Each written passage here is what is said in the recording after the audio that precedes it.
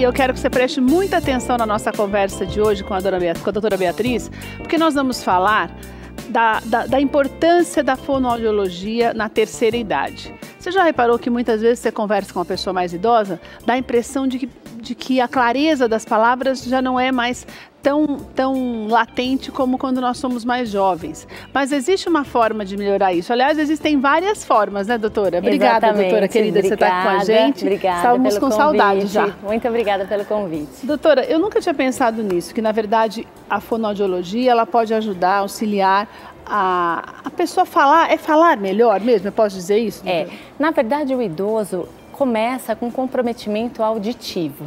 Então ele começa perdendo a audição. E a partir do momento que ele perde a audição, ele para de falar, porque ele começa a não entender o que as pessoas estão falando. E aí ele começa a não falar. Para não contar para ninguém que não está ouvindo, ele prefere não responder. Exatamente, aí ele tem um comportamento mais isolado. E se ele não consegue articular as palavras, se ele não fala, ele também vai ter um comprometimento também na parte da alimentação, da deglutição. Por isso que doutora, muitos idosos engasgam. Por exemplo, o fato de não falar muito é porque deixa de exercitar. Exatamente. E daí essa falta de exercício também pode comprometer na hora de comer. Na hora de deglutir. E isso, muitos idosos têm um comprometimento pulmonar. Então, pneumonia broncoaspirativa, às vezes eles acham que é por conta de uma virose ou de alguma bactéria. E, na verdade, às vezes o alimento caiu no buraquinho errado. E, doutora, isso pode acontecer só pelo fato da pessoa parar de ouvir ou existe uma certa lentidão mesmo natural que a idade vai trazendo pra gente? Também, a voz também vai se tornando cada vez mais fraca e com o desuso isso acaba também atrofiando. Então tem uns exercícios que a fono pode ajudar qualquer idoso, né, de qualquer idade, a fazer para fortalecer essa musculatura. E doutora, nós estamos falando de idosos porque agora com essa reclassificação da Organização Mundial de Saúde no que diz respeito a idosos, nós estamos falando de pessoas a partir de quantos anos? É a partir de 60 a 65 anos. Que depois disso a gente já começa a sentir essa diferença essa maior. Perda da massa muscular. Doutora, muitas vezes a gente percebe que o timbre de voz também muda, né? Muda. Parece que a pessoa começa a falar ou mais fino, ou mais grosso, que a gente mais lento, não é, doutora? Isso, é. E aí é o que a gente chama de presbifonia, né? Que é a dificuldade de falar, de articular, por conta de uma alteração muscular mesmo. Acaba degenerando mesmo toda a parte da musculatura. E se eu não uso, acaba atrofiando. Bom, daí eu preciso conscientizar, a primeira coisa é conscientizar esse idoso de que ele precisa continuar conversando. Exatamente, socializando, isso. E como é que eu percebo, por exemplo, doutora, se ele não está ouvindo bem, se isso é consequência da má audição? Ele precisa fazer uma avaliação auditiva, precisa ir num otorrino, porque os idosos também têm acúmulo de cerúmen. Às vezes está com acúmulo de cera e aí que não é nem a falta de, não é nem problema auditivo, é só o acúmulo. O acúmulo de cera. Então vai no otorrino e o otorrino faz a avaliação. E o otorrino pode encaminhar para uma fono. Tendo essa perda auditiva, aí ele vai encaminhar para fazer uma avaliação, uma prótese auditiva e usar aqueles aparelhinhos que amplificam a voz. Doutora, isso também pode, por exemplo, a falta de comunicação adequada também pode ser prevenida? Por exemplo, uma pessoa com mais de 60 anos que ainda está ouvindo bem. Sim. Ela pode procurar a fonoaudióloga para manter a voz clara e até também a alimentação adequada? Sim. A questão não está apenas então na comunicação, mas também na habilidade de deglutir. Então ele pode, na leitura de um jornal, por exemplo, fazer uma articulação um pouquinho mais exagerada, falar um tom mais alto, contar até 20, 1, 2, 3, 4. Mexendo bem a boca. Articulando bem a boca. Porque se eu falo bem, eu vou engolir bem. E a queixa dos idosos são, quando eu vou comer pipoca, eu engasgo. Quando eu vou tomar líquido... Eles engasgam mais do que o normal, vamos dizer assim. Engasgam mais do que o normal, porque não tem a mobilidade da musculatura muito equilibrada. Então, na verdade, articular bem, falar bem, a consequência é deglutir bem. Então ele pode trabalhar a articulação da fala. Que já é um exercício. Que é um baita de um exercício, né? Tem essa coisa social de estar inserido ainda, né, dentro da família e tentar falar, olha, eu não estou ouvindo, você pode falar um pouco mais alto para mim, por favor? Mas eles acabam ficando tímidos e eles acabam, assim, se isolando mesmo. E isso é muito prejudicial. Eu tenho uma tia que fala assim...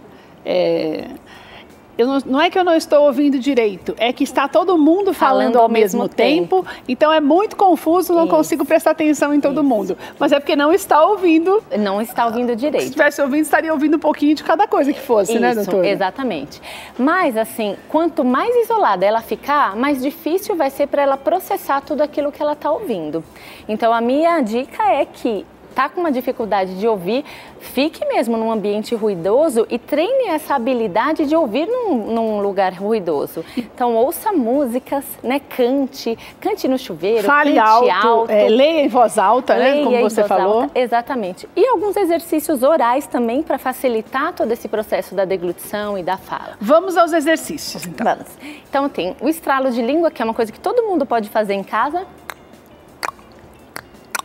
Que isso também serve como prevenção pra gente? Também, sim, com certeza. E daí quantas vezes? Olha, pode fazer 3 séries de 10. Cola a língua lá em cima. Lá em cima do céu da boca. Isso. Esse é um ótimo exercício. Parece que solta assim a língua. Tenta fazer na sua casa pra você ver. Isso. Legal. O bico e sorriso.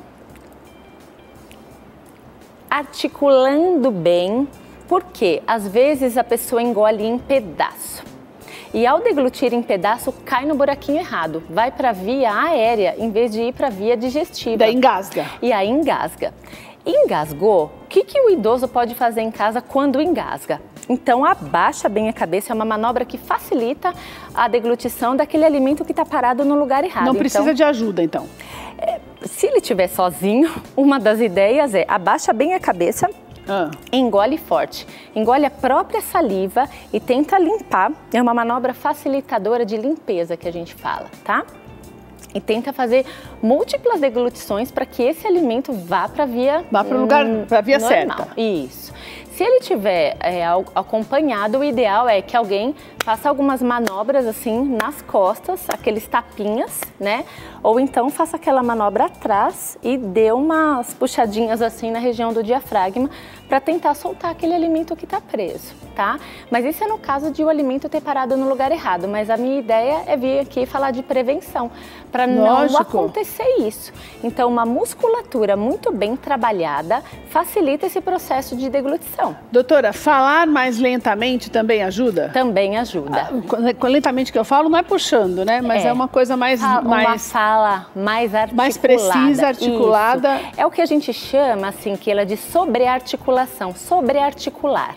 Então, um exercício que eu gosto muito é, por exemplo, fala os dias da semana sobrearticulando. Segunda, terça, quarta, abrindo bem a boca, lembrando lá o seu cérebro que você tem uma musculatura que precisa ser trabalhada, né? Então, isso também é uma outra dica bacana para fazer. Ou seja, se você ficar falando assim muito, é que eu acho que eu não consigo também, que a gente está acostumado a falar muito assim, sem mexer a boca, né? Sem fazer... Não. Tudo bem? Oi, tudo bem, e você? Parece que não está afim de conversar com a pessoa. Oi, tudo bem? Tudo bem. Vai ter a pessoa quando quer muito conversar com a gente faz assim, tudo bem, que assim, para encerrar o assunto, porque você não vai entender direito o que está falando. Tudo bem, sim, você tá bem, então tá bom, beleza. Não é? Isso. Só sai um exa. E às vezes o idoso até concorda, né, com o assunto, sem que ele tenha compreendido exatamente, ele concorda, mas ele não entendeu o código da mensagem, ele não ouviu direito. O problema é que tem alguns deles que não admitem na vida, mas nem por um decreto, que não estão ouvindo e que precisam usar um aparelho, certo? É verdade. Então, isso aí é conscientização. Eu não sei qual é, essa daí não é a nossa receita, a sua, né, doutora?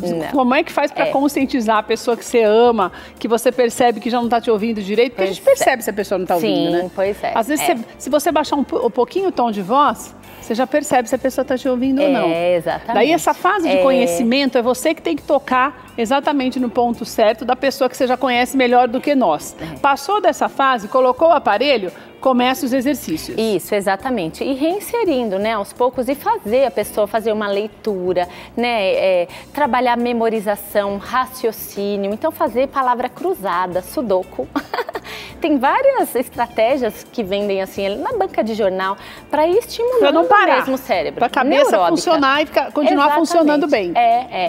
própria meditação, o próprio mindfulness, que promove assim essa clareza, essa consciência no estado presente. Então, a idosinha que está lá cozinhando, ela pode tentar concentrar o seu cérebro apenas naquilo que ela está fazendo, né? Na alimentação, ou se está tomando banho, está lá no chuveiro, prestar atenção apenas na água caindo do corpo. Então, também isso promove consciência e atenção naquilo que ela está fazendo, no autocuidado, no autogerenciamento. Bom, trabalho de prevenção, doutora, para encerrar, é o mais importante. É o mais importante. A gente já começar desde já, tentar falar pausadamente, claramente, para evitar problemas. E fazer esses exercícios de sobrearticulação para que previna-se essa questão da disfagia, que é esse transtorno de deglutição, que é bem grave e comum no idoso. E que pode realmente até matar, né, doutora? Pode. Se a pessoa estiver sozinha, sim, pode. Engasgar, muitas vezes não consegue sozinha fazer esse tipo de... Exatamente. Não é? Isso. Olha, adorei, doutora. É tão bom quando você vem. Não demora tanto não, doutora. Deixa eu deixar para você os contatos.